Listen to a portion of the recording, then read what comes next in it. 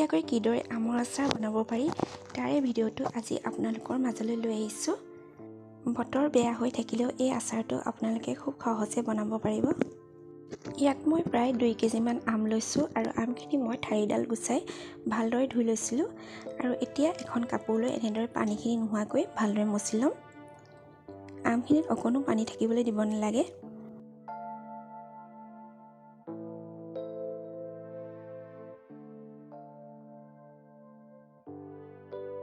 গোটেই আমখিনি মই ভালদৰে কাপোৰ এখনেৰে মচি ল'লোঁ। ইয়াত অকণো পানী থাকিব দিব নালাগে, নহ'লে কিন্তু আচাৰটো বেয়া হ'ব, যিহেতু মই এইখিনি ৰ'দত নিদিয়াকৈ বনাম। এতিয়া মই আমখিনি কাটি ল'ম। আমখিনি নিজৰ জোখত কাটি ল'ব।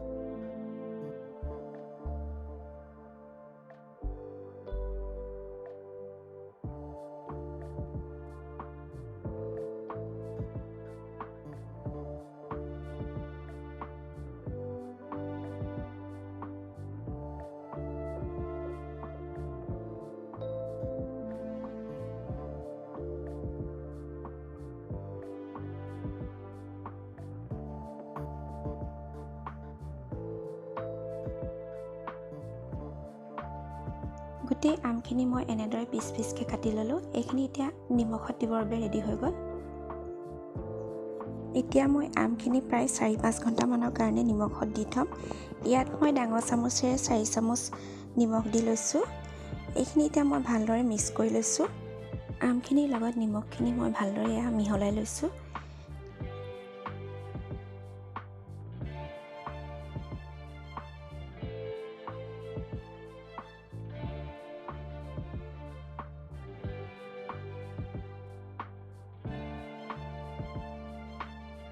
আমখিনি নিমখখিনিৰ লগত ভালদৰে মিহলাই লৈ এতিয়া মই প্লাষ্টিকৰ ডিবা এটাত এই আমখিনি লৈ লৈছোঁ।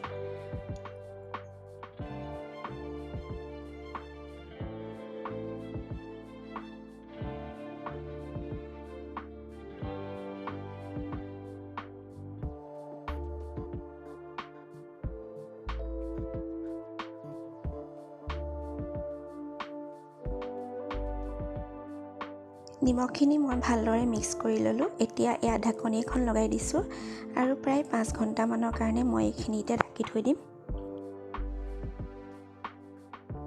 প্ৰায় 5 ঘণ্টামান নিমখত দিয়াৰ পিছত এইখিনি আমখিনি মই এতিয়া ঢাকনিখন খুলি লৈছোঁ আৰু গোটেই আমখিনি মই এতিয়া ডলা এখনত উলিয়াই ল'ম।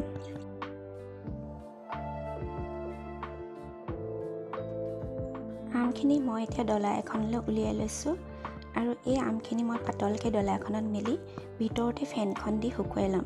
প্ৰায় 4 ঘণ্টামান মই ফেনৰ তলতে এনেদৰে দি লৈছোঁ। আপোনালোকে যদি ৰ'দ থাকে ৰ'দতো দি ল'ব পাৰে।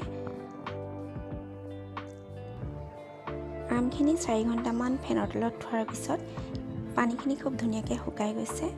এতিয়া এই আমখিনি আচাৰ বনোৱাৰ বাবে ৰেডি হৈ গ'ল। আচাৰত দিবৰ বাবে মছলাখিনি ৰেডি কৰি লৈছোঁ। ইয়াত মই বগা সৰিয়হ দিছোঁ 2 চামুচ, গোটা ধনিয়া দিছোঁ 2 চামুচ, 1 চামুচ জিৰা দিছোঁ, 4-5টামান শুকান জলকীয়া দিছোঁ আৰু এতিয়া গেছৰ ফ্লেমটো অন কৰি লৈছোঁ। গেছৰ ফ্লেমটো ল' কৰি লৈ এইখিনিৰ পৰা খুব ধুনীয়া সুগন্ধ এটা অহালৈকে মই এতিয়া এইখিনি ভাজি ল'ম।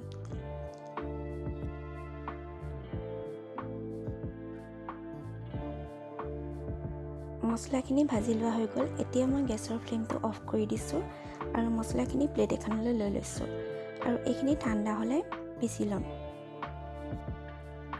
এতিয়া মিক্সিত পিচি লোৱা মছলাখিনি দি লৈছোঁ। মছলাখিনি বেছি মিহি কৰা নাই।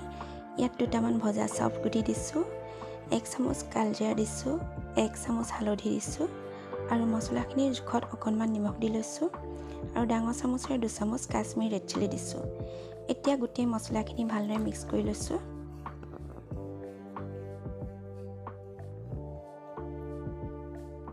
এয়া আচাৰত দিবৰ বাবে তেলখিনি ৰেডি কৰি লৈছোঁ। ইয়াত মই মিঠাতেল দিছোঁ, প্ৰায় 1 পোৱামান মিঠাতেল দিম 2 কেজি আমৰ কাৰণে। তেলখিনি খুব বেছিও গৰম নকৰোঁ, অলপমান গৰম কৰি ল'ম।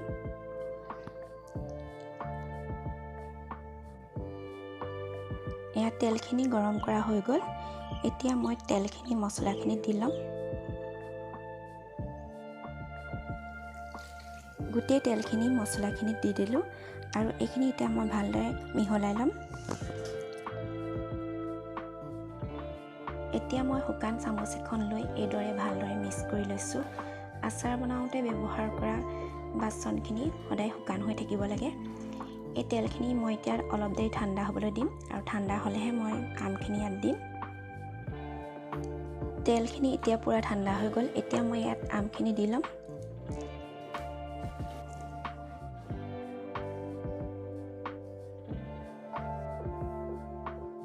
গোটেই আমখিনি তেলখিনিত দি ল'লোঁ আৰু এইখিনি এতিয়া ভালদৰে মিহলাই ল'ম। গোটেই তেলখিনিৰ লগত আমখিনি ভালদৰে মিক্স হৈ যোৱালৈকে এইখিনি মিহলাই ল'ম।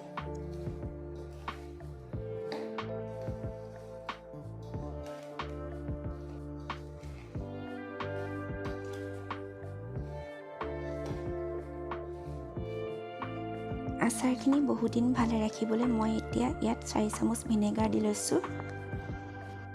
2 কেজি আমৰ কাৰণে মই ইয়াত 4 চামুচ ভিনেগাৰ ব্যৱহাৰ কৰিছোঁ।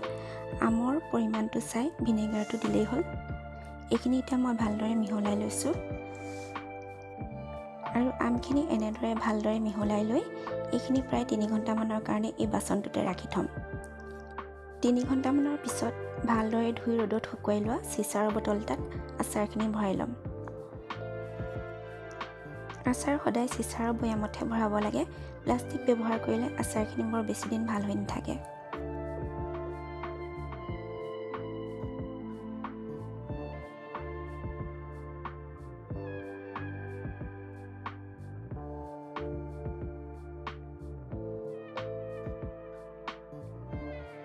আচাৰখিনি মাজে মাজে যদি ৰ'দ থাকে ৰ'দত দিব, তেতিয়া বহুত দিনলৈ সংৰক্ষণ কৰি ৰাখিব পাৰিব।